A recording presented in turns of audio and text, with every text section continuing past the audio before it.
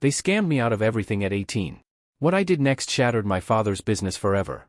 In investing, there's this thing called survivorship bias. You look at the winners and forget about the thousands who crash and burn on the same path. That night in Boston, sitting on the rooftop of Leslie, I was convinced I was a winner. That I'd beaten the market, dodged risks, outsmarted fate itself. I was staring at the city from that rooftop, thinking the monster I'd been running from had long since filed for bankruptcy. Classic mistake of someone who'd been watching the graph go up for too long. The city lights below us looked like the motherboard of some sleeping giant. Golden circuits on a dark silicon sea. I was swirling a glass of Bordeaux, the 2010 vintage, because when you're celebrating 10 years of freedom, you might as well be poetic about it. Sarah sat across from me, her eyes reflecting the candlelight and the skyline. And I remember thinking she looked like she belonged in one of those Renaissance paintings, not the religious ones, the ones where they painted real people with all their perfect imperfections. The wine tasted like victory, like dark cherries and leather and something ancient that whispered, "You made it, kid." 10 years since I'd walked away from everything. 10 years of reverse engineering a life from scratch, my own tech consulting firm pulling 7 figures, a penthouse in Back Bay, a woman who looked at me like I hung the moon, even though she knew I could barely hang a picture frame straight. I lifted my glass to Sarah, and the crystal made that perfect singing sound when we touched them together. That's the thing about expensive wine glasses, they sing instead of clink, like even the dinnerware knows it's made it to the big leagues. This was it, this was the moment, the one where you audit your life and the balance sheet finally shows black instead of red. The American dream, served medium rare with a side of truffle fries. God, what an idiot I was. You'd think after everything I'd been through, I'd know better than to count my exits before they vested. My phone vibrated against the table, I almost ignored it, had that rule about phones during dinner dates. But the screen lit up with something that made my stomach do a little flip, the Ritz-Carlton concierge. Now, when the Ritz calls you directly, it's either very good news or very bad news, there's no middle ground in that tax bracket. I picked up, trying to keep my voice casual. Sarah was still smiling, playing with the stem of her wine glass, completely unaware that our perfect evening was about to crash harder than a startup with no runway. The concierge's voice was smooth as aged whiskey, professional, detached, like he was reading quarterly earnings instead of detonating a bomb in my life. He said, "There was a Robert Harris on the line for me, would I mind holding for just a moment?" Robert Harris, my father, the man who hadn't spoken to me in a decade, suddenly wanted to chat through the Ritz-Carlton's concierge service because apparently even family drama needs a 5-star presentation. The moment I heard his voice, everything changed. The restaurant sounds, the soft jazz, the murmur of conversation, the gentle clink of silverware, it all just buffered and froze, like someone had pulled the plug on reality's bandwidth. Sarah's laugh hung suspended in the air. The wine turned to ash in my mouth. Even the candle flame seemed to pause, waiting to see what would happen next. His voice hadn't changed, still had that CEO tone, the one that made every sentence sound like a board meeting agenda item. He said he was in town, said we needed to talk, said it was about family. Family, the word hit me like a hostile takeover, unexpected, unwanted, and impossible to stop once it started. I told Sarah I had to go, she knew something was wrong, I could see it in the way her forehead creased, that little line that appeared when she was debugging a problem, but she didn't push. That's one of the things I loved about her, she knew when to push and when to just squeeze my hand and let me go fight my demons. The Ritz-Carlton lobby at night is something else, all marble and gold and hushed voices, like a cathedral built to worship compound interest. I found them in one of those private sitting rooms, the kind reserved for delicate conversations, with heavy doors and thicker walls. There he was, Robert Harris, looking exactly the same but somehow smaller. Maybe it was because I wasn't 18 anymore, desperately seeking his approval like some unpaid intern hoping for a full-time offer. His shoes were polished to a mirror shine, I could see the chandelier reflected in them. His suit probably cost more than most people's cars. And next to him sat Linda, my stepmother, radiating concern like a malfunctioning space heater, artificial and slightly uncomfortable. The room smelled like expensive cigars and old wood and lies, that particular cocktail of scents that says important men make important decisions here. I sat down across from them, and for a moment, nobody spoke. We just sat there, 3 people pretending we were a family. Then Robert started talking about family values and second chances and water under the bridge. This man who had literally changed the locks while I was at my mother's funeral was talking about family. It was so absurd I almost laughed, would have, if my throat hadn't been so tight. Linda nodded along, her face running sympathy.exe, a program that looked like it had been debugged in a mirror. She reached out like she might touch my hand, then thought better of it, smart woman, I might have bitten her fingers off. Here's what they wanted, capital injection, my money, my connections, my success. See, their company, the one my mother had helped bootstrap from nothing, the one that was supposed to be my inheritance, was in a death spiral. Bad investments, worse management, and a market that had finally figured out what I'd known for years. Robert Harris was all pitch deck and no product. They wrapped it up pretty, of course, called it a family investment opportunity, a chance to rebuild bridges and honor my mother's legacy. They actually used my dead mother as leverage. If there was a bottom to their moral bankruptcy, they hadn't found it yet. The thing that really got me, they presented it like they were doing me a favor, like letting me bail out their sinking ship was some kind of gift. Robert actually said, and I'll never forget this, he said this was what my mother would have wanted, us together again, working as a family. I stood up to leave, my hands were shaking, but I kept them in my pocket so they wouldn't see. Robert called after me, something about thinking it over, about not making emotional decisions. Linda just sat there, probably calculating the liquidation value of that ridiculous diamond necklace she was wearing. I made it back to my apartment before I completely crashed. Sarah was there, she let herself in with the spare key. She took one look at me and knew, that's another thing about her, she could read me like clean code, no obfuscation necessary. I told her everything, the words came out in a flood, like data bursting through a broken firewall. About how they'd made me sign papers when I was 18, right after Mom died, how they'd said the company was facing bankruptcy, that it was just a formality to restructure, how I'd been so grief-stricken and desperate for any scrap of family that I'd signed without due diligence. What I'd actually signed was a transfer of ownership, my shares, everything my mother had left me, her entire stake in the company she'd built. I'd sold it to them for pennies, literally pennies on the dollar. They'd executed a perfectly legal theft, and I'd been the one holding the door open. The best part, it was all above board, every document properly notarized, every I dotted and T crossed. They'd robbed me with a pen instead of a gun, and somehow that made it worse. Sarah held me while I ranted, while I threw things, while I ugly cried like I hadn't since the day they lowered my mother into the ground. She didn't try to fix it or make it better, she just let me fall apart, knowing I'd eventually have to refactor myself. The wine from dinner sat heavy in my stomach, mixed with bile and rage and something else, disappointment, maybe, or just the familiar taste of being stupid enough to think the past was really deprecated code. You know what the real kicker was? I'd spent 10 years building myself up, becoming successful, thinking I was proving them wrong, but all I'd really done was increase my valuation enough for them to come back for another round of funding. I was like one of those companies that IPO just to get acquired and gutted. As I sat there in my expensive apartment, looking out at the same city lights that had seemed so beautiful just hours before, I realized something. The monster from my personal horror movie, it had never gone bankrupt, it had just been in stealth mode, waiting for the right market conditions. And now it was back, dressed in an Armani suit and wearing my father's face, asking for one more chance to destroy everything I had built. The wine glass was still in my hand. I looked at it, this beautiful, delicate thing that sang when you touched it just right. Then I threw it against the wall, where it exploded into 1,000 brilliant pieces, each fragment catching the light as it fell, like tiny stars going supernova. Sarah didn't even flinch, she just got the broom. In that quiet moment, watching her sweep up the wreckage of my perfect evening, I understood the monster hadn't died, it had just been waiting, letting me build something beautiful, because beautiful things have higher resale value when you break them. My father, with his mirror-shined shoes and his practiced smile, had just handed me the invoice for my 10-year subscription to Illusion of Peace. And I had no idea how I was going to pay it. Morning came like a hangover, harsh, unforgiving, and way too bright, the kind of morning that makes you realize last night actually happened, and no amount of coffee is going to make it better. Boston light in winter has this particular quality to it, gray, cold, like the city itself is telling you to lower your expectations. I woke up on the couch. Sarah had covered me with that ridiculous weighted blanket she bought online, the one that's supposed to reduce anxiety. Funny thing about weighted blankets, they work great until your anxiety weighs more than the blanket. She was in the kitchen making eggs, the smell of butter and normalcy. She turned when she heard me get up, and the look on her face wasn't pity, it was worse, it was fear, not of me, but for me. She set a plate in front of me, perfect sunny side-up eggs the way I liked them, toast cut diagonally because she knew I was particular about stupid things like that. The coffee was already waiting, dark roast, no sugar, splash of oat milk. She knew my operating system better than I did. We ate in silence for a while, the kind of silence that comes after emotional system crashes. Then she spoke, and her words hit different in the morning light. She said the best revenge was living well, that success was supposed to be my victory lap, not my vulnerability.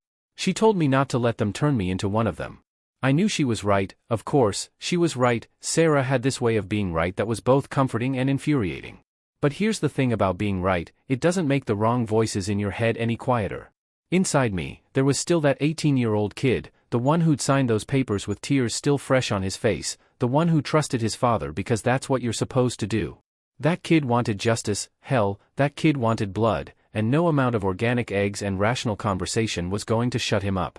3 days passed, 3 days of going through the motions, client meetings where I smiled and nodded while my brain ran revenge scenarios like background processes. 3 nights of Sarah watching me pretend to be okay, 3 mornings of waking up angry.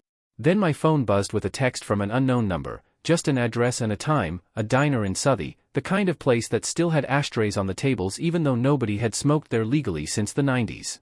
I almost deleted it, almost, but there was something about the timing. The message came exactly 72 hours after the Ritz meeting. That's not random, that's calculated, someone was counting. The smart play was to ignore it, the safe play was to block the number and move on with my life, but when have I ever made the safe play? The diner was everything the Ritz wasn't: cracked vinyl seats held together with duct tape, coffee that tasted like it had been brewing since the Sox won the series, the first one in 2004, the kind of fluorescent lighting that made everyone look like they needed a vitamin D supplement and a hug. Matt was waiting in the back booth, Linda's ex-husband, my stepmother's second mistake. I'd met Matt maybe 5 times over the years, company Christmas parties mostly. He was the kind of guy who peaked in college and spent the rest of his life trying to figure out where it all went wrong. Former quarterback at some Division III school nobody's heard of, the guy who still wore his college ring at 45, now he sold insurance or real estate or whatever guys like him sell when they're not quite failing, but definitely not succeeding.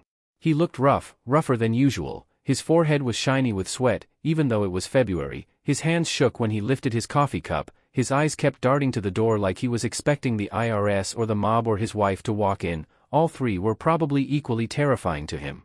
He started talking before I even sat down, word vomit, the kind that comes from rehearsing a speech so many times you forget to actually wait for your audience.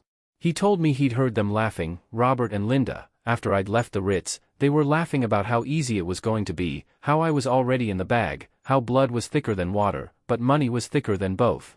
Linda had apparently said I'd cave within a week, Robert had bet on 3 days, they'd actually put money on how fast I'd break, like I was a March Madness bracket. Then Matt dropped his real cards on the table. He had problems, the kind of problems that come with a capital P and require either an intervention or witness protection. Gambling problems, started innocently enough, fantasy football with the guys from work, then daily fantasy, then sports betting apps with their slick interfaces and easy credit, then bookies, then the kind of people who consider kneecaps as collateral.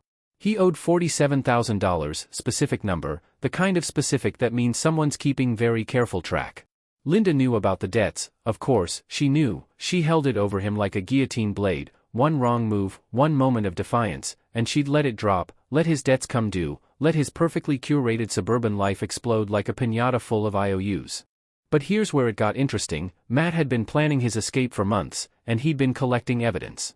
He pulled out his phone with hands that shook like California during earthquake season. The audio file was dated a week ago, Linda's voice, crystal clear, wine-drunk and bragging to her book club friend, every detail of the con they'd pulled on me a decade ago, how they'd manipulated the grieving kid, how they'd made it all legal, how they'd stolen my inheritance with paperwork instead of a weapon.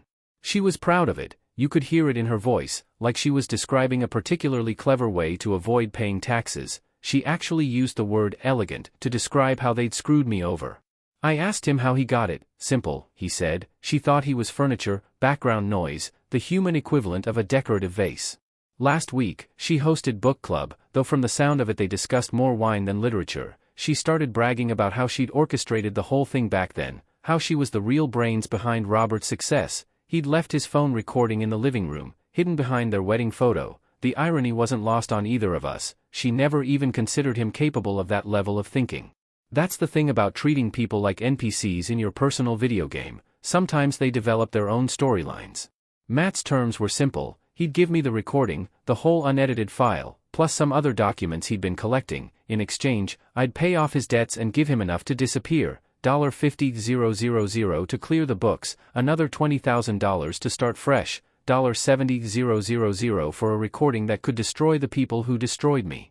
He had it all planned out. There was a cousin in Phoenix who ran a used car dealership, could get him a job, no questions asked, new name, new life, new chance to probably develop a different addiction, but that wasn't my problem. The coffee between us had formed that weird film that cheap coffee gets when it cools. The fluorescent light above us flickered like it was sending an SOS. Nobody was coming to save us. We were just two guys in a bad diner, both victims of the same predators, negotiating our mutual destruction or salvation.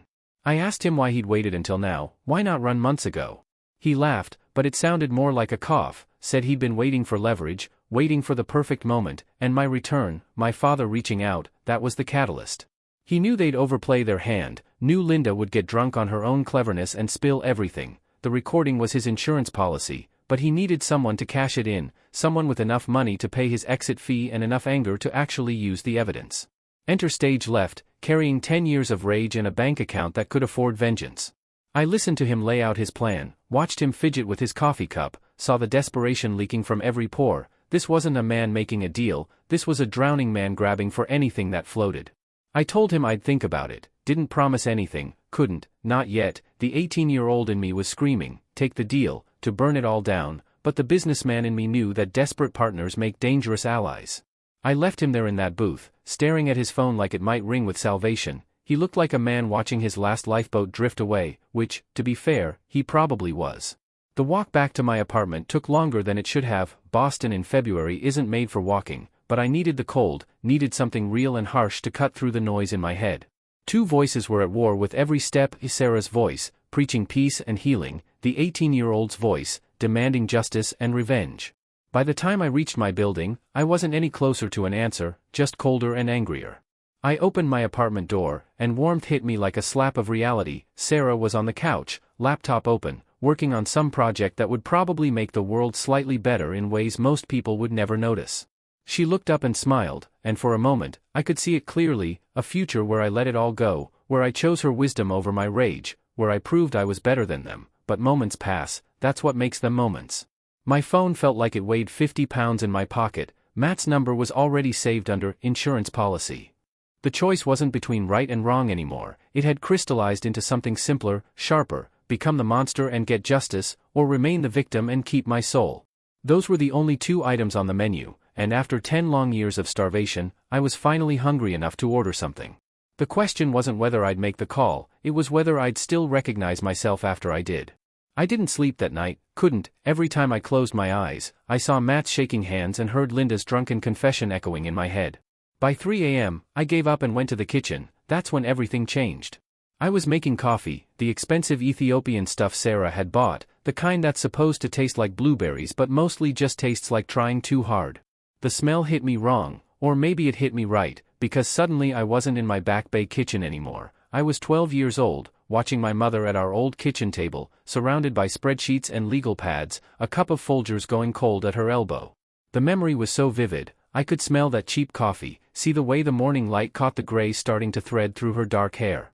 She looked up at me, God, I could see her so clearly, and said something that hadn't meant much to 12-year-old me, but now hit like a freight train: we're not just building a business, we're building something that will outlive us, something that will matter after we're gone, a legacy. She used that word specifically, legacy, like she knew she wouldn't be around to see it grow. And that's when it clicked: this wasn't about me, it had never been about me. They weren't just stealing money or shares or control, they were erasing her. Every decision they made, every corner they cut, every principle they abandoned, they were deleting her line by line, like bad code being refactored out of existence. They were taking the thing she'd poured her life into and turning it into everything she'd stood against. The rage I'd been carrying around suddenly crystallized into something colder, cleaner, more useful. This wasn't about revenge anymore, it was about preservation, about saving the only thing left of her that still existed in the world. The 18-year-old kid in my head finally shut up. He didn't want justice anymore, he wanted what I wanted, to protect what our mother had built. And for that, we needed to be smart, not angry, smart. I made a decision right there, standing in my kitchen at 3 a.m., holding coffee that tasted like disappointment. I was going to war, but I was going to do it right. First rule of war: know your enemy. I didn't trust Matt's intel. Desperate people see what they want to see, hear what they need to hear, and I sure as hell didn't trust my own emotions. They'd been compromised since the moment I heard Robert's voice at the Ritz. So, I did what any good tech consultant would do: I outsourced. There's a firm in Boston, Not going to name names, but let's just say they're the kind of people you hire when you need to know things that aren't on LinkedIn, ex-FBI, ex-NSA, ex-other acronyms that make you nervous. They don't do corporate audits, they do corporate autopsies, they find out how something died and who was holding the knife. Cost me $30,000 just to get them interested, another $20,000 to get them started, but money wasn't the issue anymore, information was the currency that mattered. The report came back a week later, 200 pages that read like Stephen King had decided to write financial fiction. The company, my mother's company, wasn't just dying, it was being murdered, slowly, deliberately. They'd over-leveraged everything, taking loans against assets, then loans against those loans. It was like a financial Jenga tower, and they'd been pulling out pieces from the bottom for years. The investigation found offshore accounts, shell companies, a whole ecosystem of financial parasites feeding off the corpse of what my mother had built. But here's the beautiful part, they'd been sloppy, arrogant, they'd left fingerprints everywhere because they never thought anyone would look. The investigator called it catastrophic operational security, I called it karma warming up. The company had maybe 6 months left, maybe less if the market hiccuped. They needed my money not to grow, not to thrive, but just to keep the lights on long enough to find another sucker or die quietly. 3 days after I got the report, Robert called again. His voice had that fake warmth, like a salesman who knows you're about to walk off the lot. He talked about family again, about legacy, and hearing him use that word, my mother's word, made my jaw clench so hard I thought I'd crack a tooth. He said she would have wanted us to work together, said she would have been proud to see us united, said she would have forgiven everything. That's when he died to me again.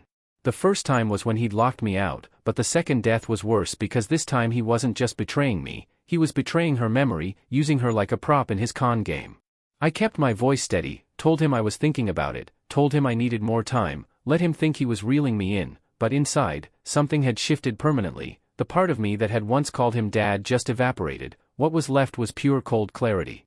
That night, I showed Sarah the report, all 200 pages of financial horror.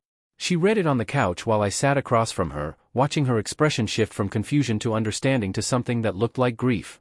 When she finished, she asked me one question, just one. She asked if I'd find peace when it was over, not if I'd win, not if it was legal, just whether I'd be able to sleep at night when the dust settled.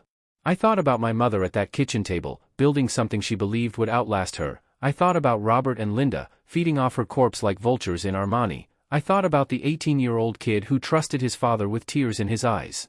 I told Sarah the truth. I said I didn't know if I'd find peace, but I knew I'd never find it if I let them win, if I let them erase the last piece of her from the world. She nodded, didn't try to talk me out of it, didn't give me another speech about being the bigger person. She just asked what I needed from her. That's when I knew I'd marry her someday, when this was over, when I could offer her something more than a boyfriend planning corporate destruction in his living room.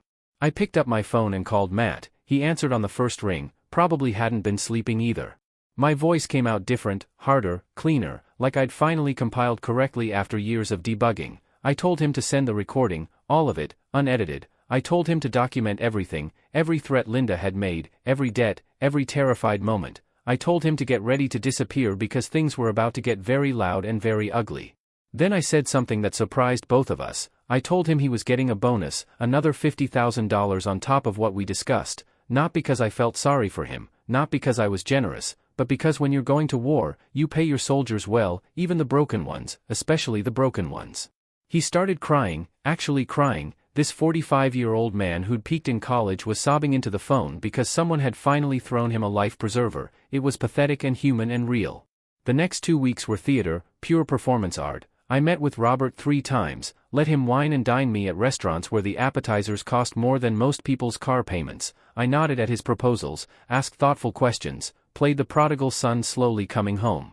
Meanwhile, my lawyer, a shark in a suit who made Robert look like a goldfish, was preparing documents, not just any documents, the kind that come with words like fraud and breach of fiduciary duty and criminal conspiracy, the kind that make federal prosecutors salivate. The final meeting was scheduled for Friday afternoon. Robert's office, the same office where I'd signed those papers 10 years ago. The poetry of it wasn't lost on me. We were going to end this where it started. I wore my best suit, the one I bought after closing my first $1 million deal. Robert and Linda were already there when I arrived, sitting behind his massive desk like they were holding court. They had champagne chilling, Dom Perignon, because apparently when you're about to con your son for the second time, you spring for the good stuff. My lawyer walked in behind me. Robert's smile flickered for just a second. He hadn't expected that, but he recovered quickly, made some joke about bringing lawyers to a family meeting. Linda laughed, it sounded like a wine glass cracking. We sat down, Robert started his pitch again, sliding papers across the desk, investment agreements, partnership contracts, all the legal language that meant, give us your money and trust us again, you idiot. That's when my lawyer placed his briefcase on the desk. The click of the latches was the loudest sound in the room. He pulled out a tablet, set it in the center of the desk, and hit play. Linda's voice filled the room, clear as crystal, drunk as a judge, explaining in beautiful, terrible detail how they'd scammed me, how they'd taken advantage of a grieving teenager, how elegant it had been, how stupid I'd been, how perfectly legal they'd made it. I watched their faces change in real time. It was like watching an ice sculpture melt under a blowtorch. Robert's confident smile just liquefied, slid right off his face. Linda's Botox couldn't hide the terror that crept into her eyes. The recording played for 7 minutes of Linda destroying them both with her own words. When it finished, the silence was so complete, I could hear the champagne bubbles die in their glasses. My lawyer spoke first. His voice was courtroom perfect, emotionless, precise. He explained their options like he was reading a dinner menu. Option A, federal charges for fraud, conspiracy, and about 6 other things that ended with years in prison. Option B, complete transfer of all company shares to me, along with their resignations and a legally binding agreement to never contact me again. He slid 2 sets of documents across the desk, sign here, initial here, date here, or don't, and see how you look in orange. They didn't argue, didn't negotiate, didn't even look at each other, they just picked up the pens and signed. The only sound was paper rustling and pen scratching. The champagne sat there, unopened, like a monument to their hubris. When they finished signing, my lawyer collected the documents, checked them carefully, and nodded to me. I stood up to leave. Robert tried to say something, started with David, but I just kept walking. Whatever he wanted to say could die with him.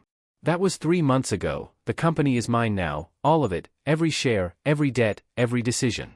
I've spent those months rebuilding it, piece by piece, hiring back the people Robert had fired, canceling the projects that would have made money but betrayed everything my mother believed in. It's hemorrhaging cash, but it's healing, slowly. Matt disappeared to Phoenix as promised, sent me a postcard last week, just said, thanks, and had a picture of a cactus. I hope he's staying away from the casinos. Robert and Linda are gone, moved to Florida. I heard they're selling timeshares or something equally poetic. They kept the house, I let them have that much. But everything else, the company, the legacy, the thing my mother built, that's back where it belongs. But here's the thing nobody tells you about winning this kind of war. You sit in the office that used to be theirs, looking at your mother's picture on the desk, holding all the cards you fought so hard to get, and you realize something. Sarah was right to ask about peace, because I saved my mother's legacy. Yes, I won, absolutely, but I sit in this office late at night, in the silence that comes after victory, and I still don't have an answer to her question. They say revenge is a dish best served cold. What they don't tell you is that you have to eat it alone in an empty room, wondering if the person you became to win was worth the person you used to be. My mother built something to outlast her. I saved it, protected it, brought it back from the dead, but sometimes, sitting here in the dark, I wonder what she'd think of the man I became to do it, whether she'd recognize her son in the cold strategist who destroyed his own father with a spreadsheet and a recording. I tell myself she'd understand, that she'd forgive me, that she'd be proud, but the truth is, I'll never know. And that silence, that's the real price of winning, not the money, not the time, not even the relationships burned along the way. It's the questions that no amount of victory can answer. The company is thriving now, we're profitable again, growing, building things that matter, things that will outlast us all. My mother's legacy is secure, but peace, that's still pending. Some invoices, it turns out, you never stop paying. And that's the real ending to the story, not with a bang or a whimper, but with a question mark hanging in the air, like expensive champagne that never gets opened. Victory tastes different than you think it will, colder, quieter. Worth it? Yeah, probably. Ask me again in another 10 years.